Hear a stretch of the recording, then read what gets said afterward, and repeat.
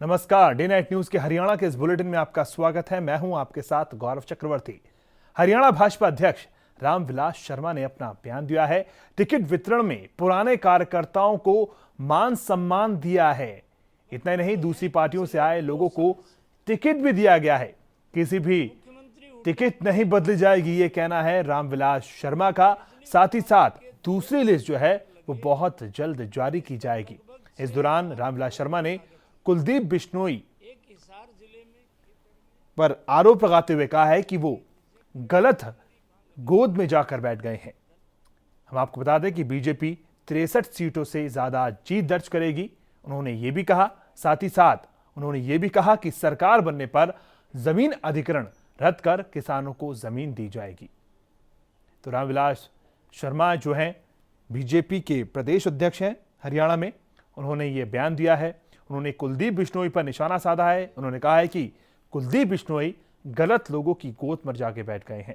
साथ ही साथ उन्होंने दूसरी लिस्ट जल्द ही जारी करने की बात भी कही है।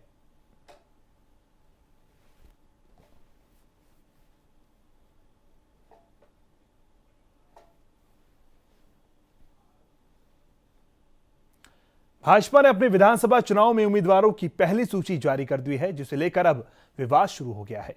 गुड़गांव में ब्राह्मण समाज टिकट वितरण पर नाराजगी जताते हुए भाजपा के खिलाफ मोर्चा खोल दिया है।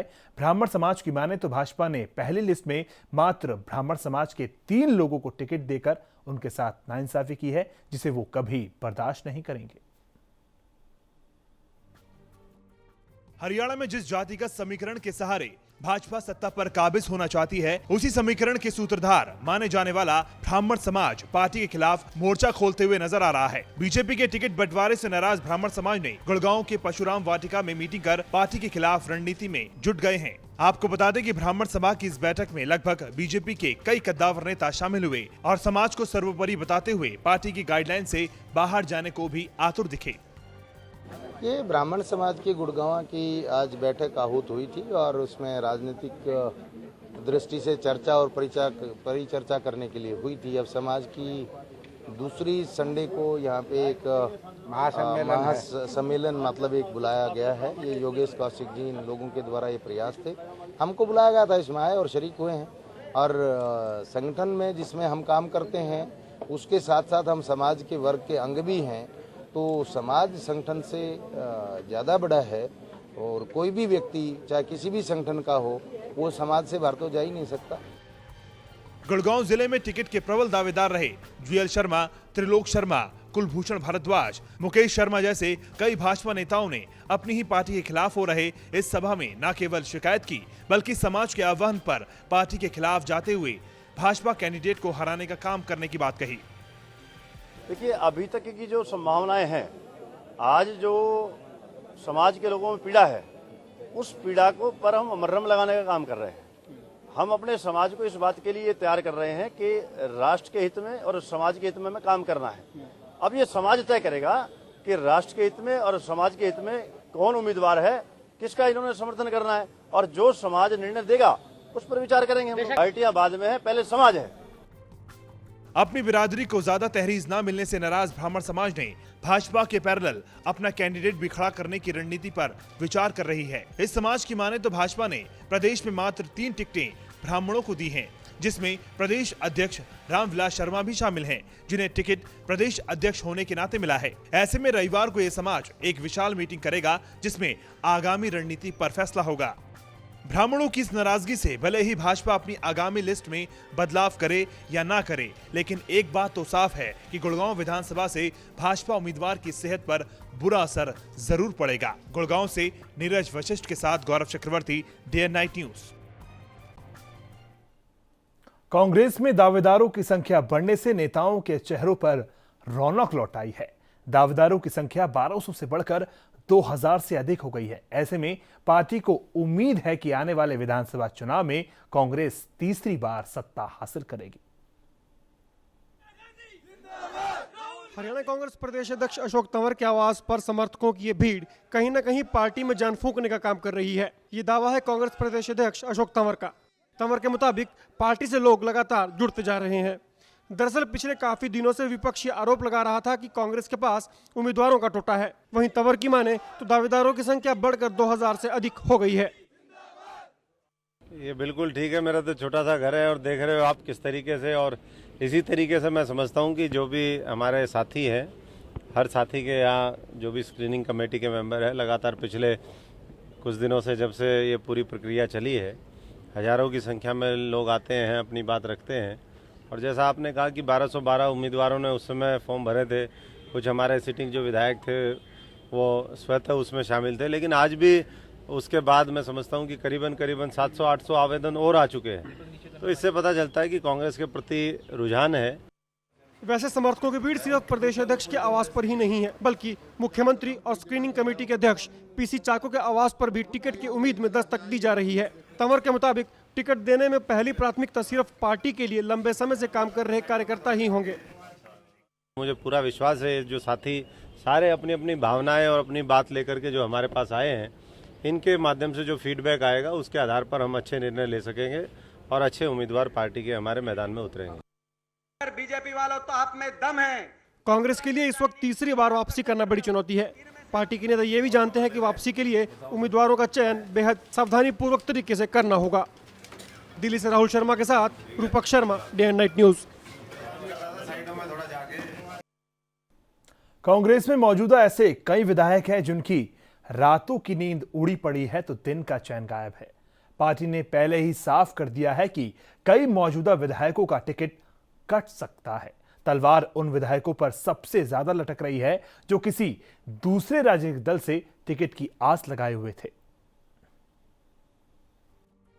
हरियाणा में जिस जातिगत समीकरण के सहारे भाजपा सत्ता पर काबिज होना चाहती है, उसी समीकरण के सूत्रधार माने जाने वाला ब्राह्मण समाज पार्टी के खिलाफ मोर्चा खोलते हुए नजर आ रहा है। बीजेपी के टिकट बंटवारे से नाराज ब्राह्मण समाज ने गुड़गांव के परशुराम वाटिका में मीटिंग कर पार्टी के खिलाफ रणनीति में जुट गए हैं। आपको बता दें कि ब्राह्मण सभा की इस बैठक में लगभग बीजेपी के कई कद्दावर नेता शामिल हुए और समाज को सर्वोपरि बताते हुए पार्टी की गाइडलाइन से बाहर जाने को भी आतुर दिखे। ये ब्राह्मण समाज की गुड़गांव की आज बैठक आहूत हुई थी और उसमें राजनीतिक दृष्टि से चर्चा और परिचर्चा करने के लिए हुई थी। अब समाज की हिसार लोकसभा क्षेत्र के सांसद दुष्यंत चौटाला ने आरोप लगाते हुए कहा कि बीरेंद्र सिंह पहली नजर में ही चुनावी मैदान छोड़कर भाग गए और अपनी पत्नी को यहां से चुनावी मैदान में छोड़ गए। दुष्यंत के मुताबिक इससे इनेलो और चौटाला परिवार से डर गए हैं। उन्होंने यह भी दावा किया कि उचाना विधानसभा क्षेत्र से पूर्व मुख्यमंत्री ओम प्रकाश चौटाला ही पार्टी प्रत्याशी होंगे। उन्होंने ये भी कहा कि पूर्व प्रधानमंत्री स्वर्गीय देवीलाल की 100वीं जयंती बड़े उत्साह के साथ जींद में मनाई जाएगी और इसमें लाखों की संख्या में जनसमूह इकट्ठा होगा।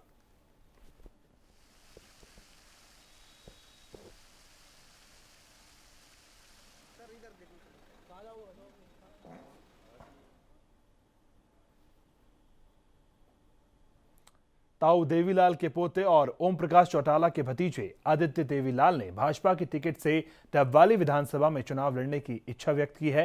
आदित्य डबवाली में पत्रकार वार्ता को संबोधित कर रहे थे। मालूम हो कि आदित्य ताऊ देवीलाल के सबसे छोटे बेटे दिवंगत जगदीश चौटाला के बड़े बेटे हैं और हाल ही में आदित्य और अनिरुद्ध देवीलाल ने भाजपा ज्वाइन की है।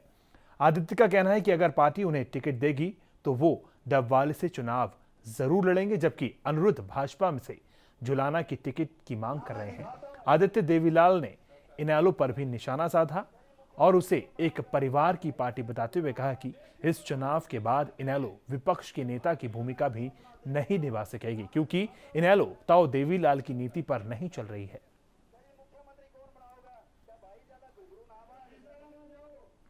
इलेक्शन में चौरी देवीलाल जी के उत्तराधिकारी होने के नाते लोगों से वोटों की अपील करते हैं। क्या आज भी जनता उनको उनका राजनीतिक उत्तराधिकारी मानती है या नहीं है? लोगों ने चौरी देवीलाल जी का बहुत साथ दिया, उसका परिणाम आपके सामने है। जो भ्रष्टाचार के मुकदमे चल रहे हैं, जो अदालतों के फैसले आ रहे हैं, ये उस चीज का परिणाम है। प्रदेश में चुनाव की सरगर्मियां तेज होने लगी हैं। ऐसे में राजनीतिक दलों के साथ साथ चुनाव आयोग ने भी कमर कस ली है। आयोग विधानसभा चुनाव में सभी उम्मीदवारों पर पैनी नजर रखेगा। चुनाव प्रचार में होने वाले खर्च का हिसाब किताब उम्मीदवार चुनाव आयोग को तो सौंपता ही है, अब आयोग व्यय पर्यवेक्षकों के जरिए भी खर्चे का हिसाब रखेगा। हरियाणा के मुख्य चुनाव अधिकारी श्रीकांत वालगत ने कहा कि उम्मीदवार और व्यय पर्यवेक्षकों के खर्चे में ज्यादा अंतर पाया गया तो उम्मीदवारों को नोटिस जारी कर जवाब मांगा जाएगा। चुनाव में निर्धारित सीमा से ज्यादा खर्च करने की चाह रखने वाले उम्मीदवारों के लिए ये बुरी खबर हो सकती है। आयोग ने चुनाव में उनके द्वारा किए जाने वाले खर्च पर अपनी नजरें गड़ा दी हैं। अब अगर कोई उम्मीदवार निर्धारित सीमा से ज्यादा खर्च करता है तो फिर व्यय पर्यवेक्षक उसका हिसाब किताब आयोग को देंगे। यही नहीं, राजनीतिक दल अक्सर स्टार प्रचारकों से चुनाव प्रचार करवाते हैं और उसका खर्च उम्मीदवारों के खर्च में ना जाकर पार्टी के खर्च में जाता है। लेकिन आयोग उम्मीदवारों के साथ साथ स्टार प्रचारकों पर भी नजर रखेगा। अक्सर देखा गया है कि स्टार प्रचारक हेलीकॉप्टर का इस्तेमाल करते हैं और उसका खर्च पार्टी खर्च में डाल दिया जाता है। लेकिन अब आयोग ने साफ कर दिया है कि स्टार प्रचारकों पर किया जाने वाला खर्च उम्मीदवारों के खाते में जाएगा। इसमें प्रचार में दो तरह की होती है, एक तो स्टार कैंपेनर करके होता है। स्टार कैंपेनर की लिस्ट जो पार्टीज़ होते हैं, स्टार कैंपेनर का अपना लिस्ट कमीशन को ही देते हैं और यहाँ भी दे सकते हैं। कमीशन के थ्रू हमारे पास लिस्ट आ जाती है, जहाँ जो स्टार कैंपेनर्स जो एक्सपेंडिचर होता है उसमें वो स्टार कैंपेनर का पार्टी की रिप्रेजेंट करते हैं, उनका एक्सपेंडिचर पार्टी की में चला जाता है।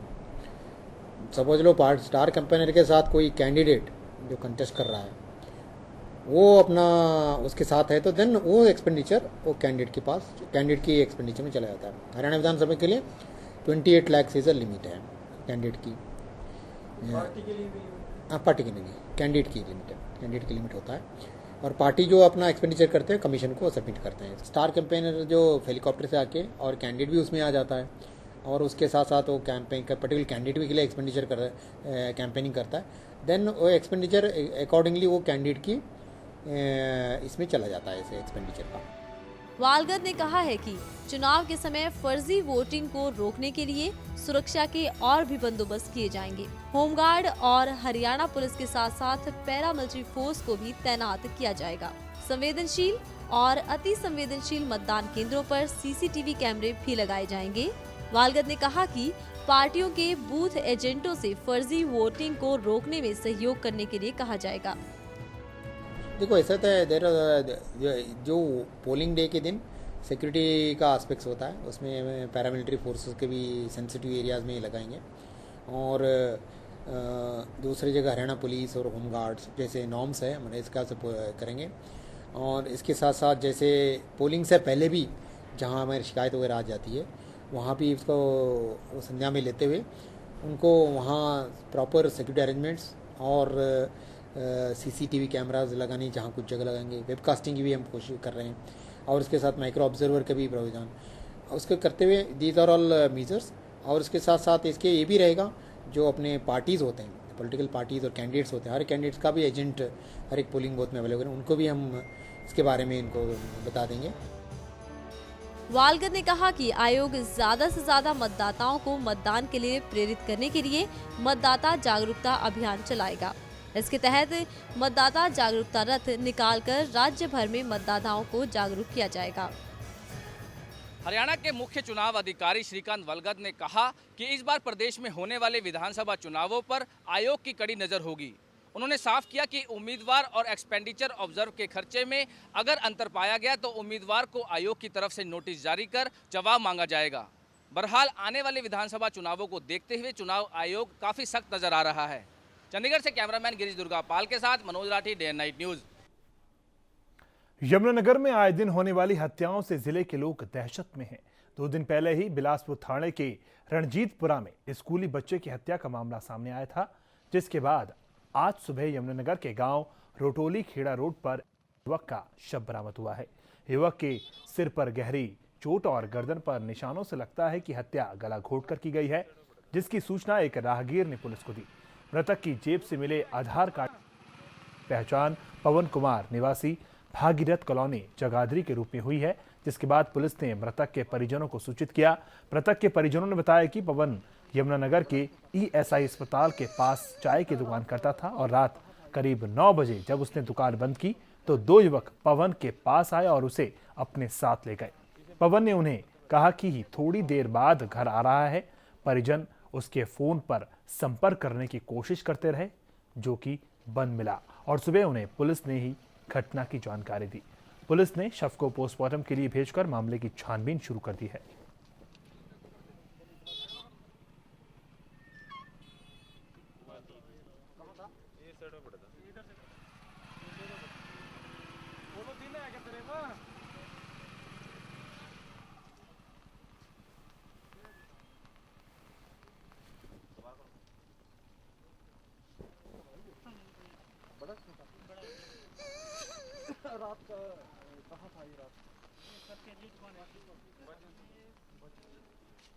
गोहाना के राजकीय PG कॉलेज में बीकॉम के चौथे सेमेस्टर में असेसमेंट में कम नंबर आने से नाराज होकर कॉलेज के छात्रों ने गेट पर खड़े होकर प्रदर्शन किया। प्रदर्शन कर रहे छात्रों का कहना है कि कल बीकॉम के छात्रों का चौथे सेमेस्टर का असेसमेंट में कम नंबर दे दिए गए हैं। इसी से नाराज छात्रों ने कॉलेज प्रशासन के खिलाफ नारेबाजी करते हुए कॉलेज के गेट के बाहर प्रदर्शन किया और किसी भी कर्मचारी को कॉलेज में प्रवेश नहीं करने दिया। वहीं कॉलेज के प्रिंसिपल के मुताबिक बीकॉम के छात्रों का चौथे सेमेस्टर का रिजल्ट आया है, जिसमें 50% बच्चों के असेसमेंट में कम नंबर आए हैं। उनके मुताबिक इस बात का पता किया जा रहा है कि इन बच्चों के कम नंबर क्यों आए हैं।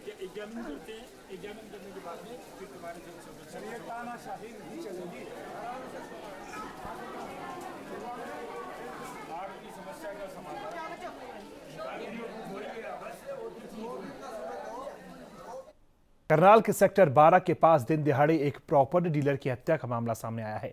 बाइक सवार बदमाशों ने प्रॉपर्टी डीलर की गोली मारकर बेरहमी से हत्या कर दी और मौके से फरार हो गए। फिलहाल पुलिस ने अज्ञात अपराधियों के खिलाफ मामला दर्ज कर लिया है और जांच शुरू कर दी है। प्रदेश में अपराध का ग्राफ लगातार बढ़ता जा रहा है। अपराधी बेखौफ होकर दिन दिहाड़े वारदातों को अंजाम दे रहे हैं। अपराधियों पर पुलिस का खौफ कितना है, इसका एक उदाहरण देखने को मिला करनाल में, जहां सेक्टर 12 के जिला सचिवालय के नजदीक हुड्डा कार्यालय के बाहर बाइक सवार बदमाशों ने एक प्रॉपर्टी डीलर की गोली मारकर हत्या कर दी। हमलावरों ने प्रॉपर्टी डीलर को 3 गोलियां मारी, जिससे उसकी मौके पर ही मौत हो गई। वहीं मौके पर मौजूद चश्मदीदों ने अपराधियों को पकड़ने की कोशिश भी की, लेकिन अपराधियों ने बंदूक के दम पर मौके से फरार हो गए। खड़े थे यहाँ एम्प्लॉइज वगैरह जो खड़े हैं हुड्डा के, हम सारे आपस में बातचीत कर रहे थे। बातचीत करने के बाद जब हमारा काम ख़त्म हो गया तो हम निकलने लगे। बाहर गेट से मैं निकला, जैसे ही गेट से निकला मैं 40 फुट बाहर गेट से निकल के आया तो पीछे मुझे आवाज़ दिखाई दी कि मेरे पीछे जैसे कोई बम चलता है। तो जब मैंने पीछे मुड़ के देखा तो एक आदमी पीछे गोली उसको लग चुकी है, तो उसने हाय की आवाज़ निकाली है। मैंने उल्टा उनको देखा है, फिर उसने मेरे देखते ही दूसरी गोली मार दी है। उस आदमी का फिर हाय निकली है, फिर उसका बैलेंस बिगड़ गया है। बैलेंस बिगड़ने पे उन्होंने गिरते गिरते को तीसरी गोली मार दी है। वहीं हर बार की तरह पुलिस घटना के बाद मौके पर पहुंची। पुलिस ने शव को कब्जे में लेकर अपराधियों की तलाश शुरू कर दी है। बताया जा रहा है कि मृतक प्रॉपर्टी डीलर राजकुमार उर्फ राजू करनाल के रामनगर इलाके का रहने वाला था, जिस पर प्रॉपर्टी विवाद को लेकर कई मामले भी कोर्ट और पुलिस थानों में चल रहे थे। पुलिस इस बात का अंदेशा लगाकर उसकी हत्या किए जाने की बात कर रही है। ये भी लगभग 20-25 मिनट पहले यहाँ पे हुड्डा सेक्टर 12 में एक सूचना मिली थी कि एक आदमी को गोली मार के उसकी हत्या कर दी गई है। तो यहाँ मौके पे देखा तो एक राजकुमार नाम का व्यक्ति है, उम्र लगभग 30-35 साल है। तो कुछ मोटरसाइकिल वाले 2 लोग आए, ये भी मोटरसाइकिल पे था, जिससे फायरिंग करके इसकी हत्या कर दी गई है। और अभी चेक कर रहे हैं, अभी कोई गोली बरामद नहीं हुई है। पोस्टमार्टम होगा, उससे पता चलेगा कितनी गोलियाँ लगी हैं। अभी चेक कर रहे हैं, एरिया में छानबीन कर रहे हैं। एक तो कि कुछ लोगों ने देखा भी मोटरसाइकिल का पीछा भी किया है, तो इसका नंबर पता चल जाए, लोग आइडेंटिफाई हो जाएं। और बाकी और इन्वेस्टिगेशन करेंगे, कोई इसकी रंजिश हो, कोई और इस तरह की बात, उससे आगे हम अपनी इन्वेस्टिगेशन आगे बढ़ाएंगे। बहरहाल दिन दिहाड़े हुई हत्याकांड के आरोपियों को भले ही पुलिस जल्द ही गिरफ्तार करने की बात कर रही हो, लेकिन इस हत्याकांड ने प्रदेश पुलिस की सुरक्षा व्यवस्था के दावों की पोल खोल दी है। करनाल से कमल मिड्डा के साथ गौरव चक्रवर्ती, डे एंड नाइट न्यूज। तो हरियाणा के इस बुलेटिन में फिलहाल इतना ही, लेकिन डे एंड नाइट न्यूज में खबरों का सिलसिला जारी। आप देखते रहिए। नमस्कार। खबरों की दुनिया में आइए, हमारे साथ कहीं भी और कभी भी जुड़िए। हम मिलेंगे फेसबुक पर, हम दिखेंगे यूट्यूब पर, हमें फॉलो कीजिए ट्विटर पर। खबरों के साथ बने रहिए रात दिन।